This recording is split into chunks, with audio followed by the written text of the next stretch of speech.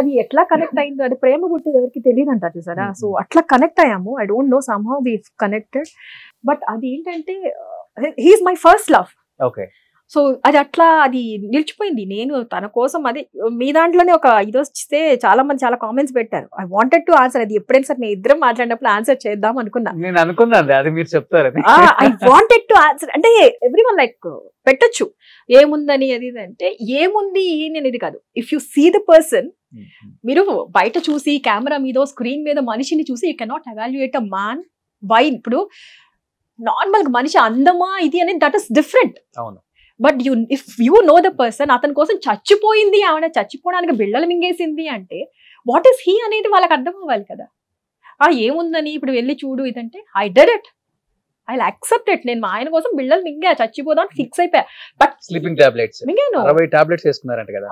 అది అప్పుడు ఏమైందంటే ఎవరో అట్లా చేస్తే అయింది అని విన్నా. అది మైండ్ లో ఉంది. సరే ఇలా చేద్దాం. నాన్న ఒప్పుకున్నారా, హ్యాపీ. నాన్న ఒప్పుకోలేదు, అయిపోయింది. ఐ డోంట్ ఇంకోటి డెసిషన్ తీసుకోదలుచుకోవాలి. మై మామ్ వాజ్ లైక్, తనంటే చాలా ఇది. అమ్మ ఒప్పేసుకుంది. ఫస్ట్ మా అమ్మకి చాలా ఇష్టం అల్లుడు అంటే.